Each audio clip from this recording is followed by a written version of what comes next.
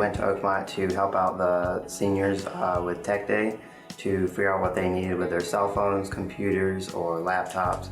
I helped out somebody with their phone and a tablet and how to delete text and stuff like that. Marge was the person I worked with. When she didn't understand it, I knew I needed to slow down, and I actually even wrote the instructions down so she could remember it next time, because that's something they can refer back to instead of, okay, what was that? And she can just go look at her paper.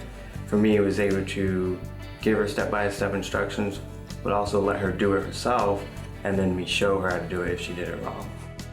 Well, it helps elderly people, get in tune with technology. If they wanted to learn about the news, well, they can pull it on their cell phone. It really helps them get involved, kind of like, get them updated on the technology, because technology is fastly grown in the technology, so it's moving faster. So it'd be good for the elderly people to get with the technology. Now, not all elderly people will get into it, but a lot of elderly people are, as they are born into this generation. So I think it's really important for them to really stay tuned with the technology. I think for these kids that are in this school, a lot of us need like a guiding hand and what we need to do to help each other. I think it's cool to hear their stories.